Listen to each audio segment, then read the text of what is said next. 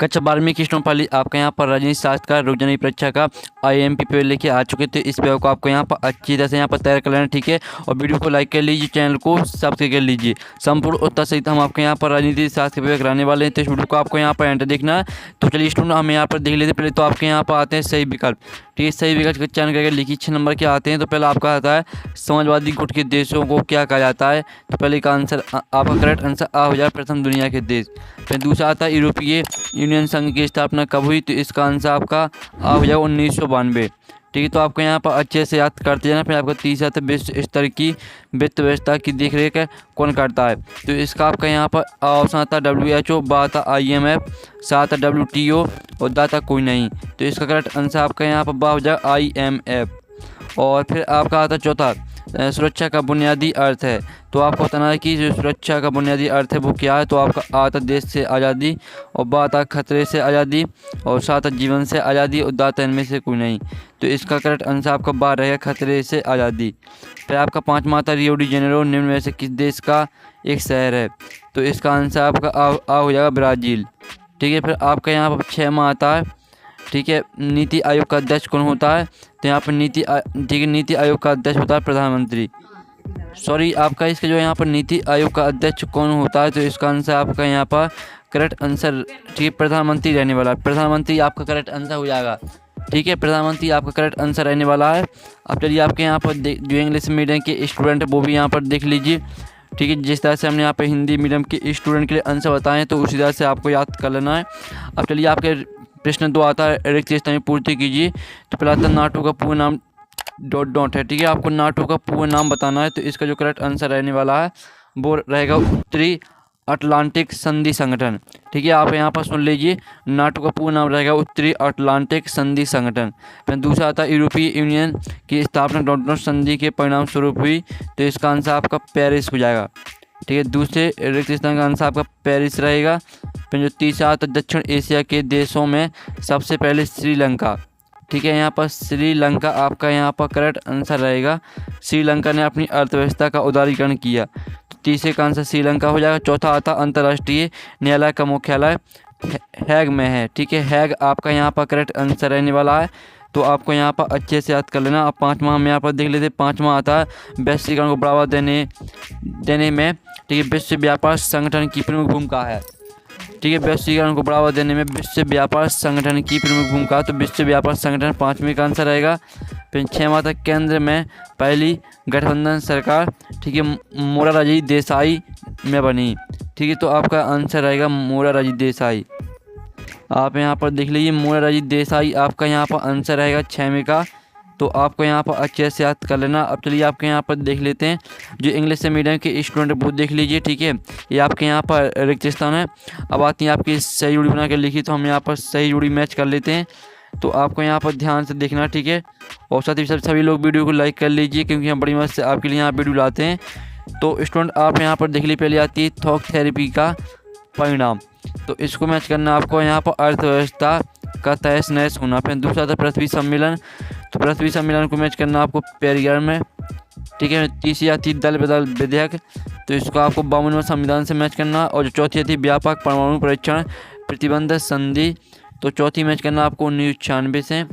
जो आपकी 5वीं यहाँ पर आती डॉक्टर मनमोहन सिंह, ठीक है। 5वीं आती डॉक्टर मनमोहन सिंह। तो इसको मैच कर दीजिए। आप यहाँ पर देख लीजिए प्रथम गैर कांग्रेसी प्रधानमंत्री, ठीक है। और जो आपकी आती है मोरारजी देसाई। तो मोरारजी देसाई को मैच करना आपको यहाँ पर, ठीक है, अर्थशास्त्री व देश के प्रधानमंत्री।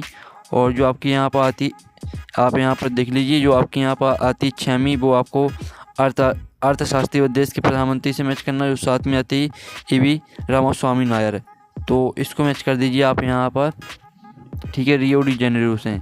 तो इस तरह से आपकी जो सही जोड़ी वो मैच हो जाती हैं, ठीक है। आप स्क्रीनशॉट ले सकते हैं। अब चलिए आपका नेक्स्ट क्वेश्चन देख लेते हैं। जो इंग्लिश मीडियम के स्टूडेंट है वो भी देख सकते हैं।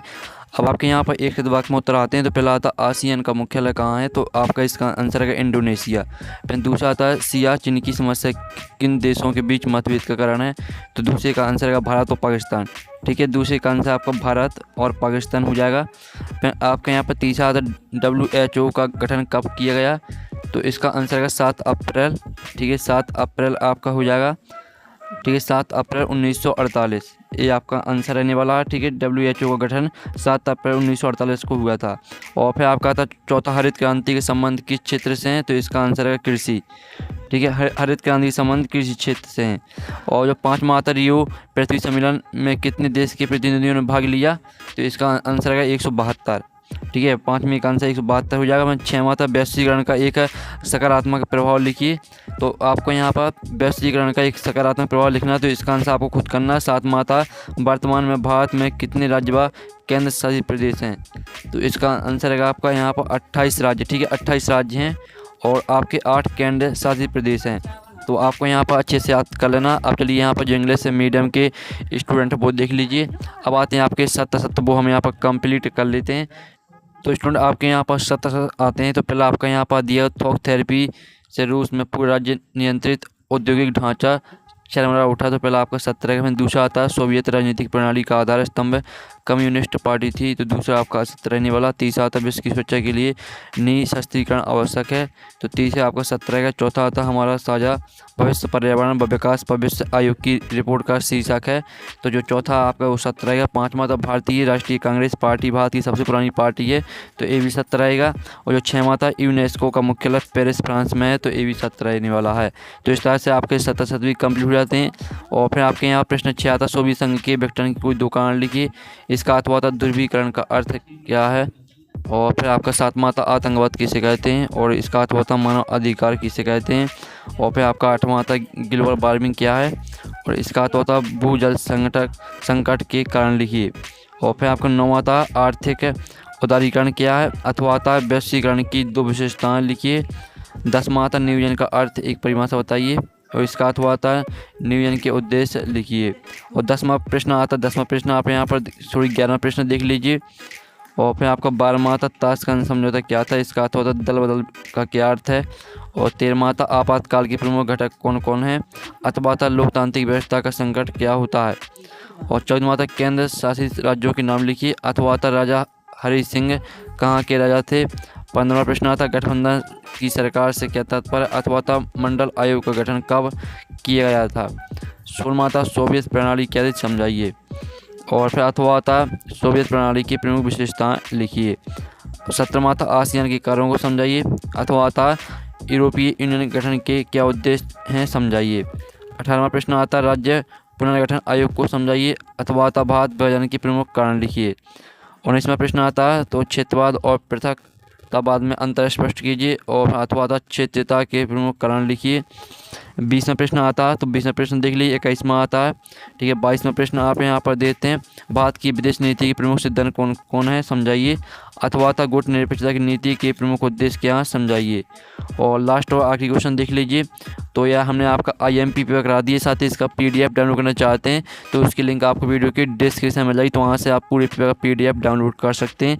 तो हमें अपन नेक्स्ट वीडियो में थैंक्स फॉर वॉचिंग।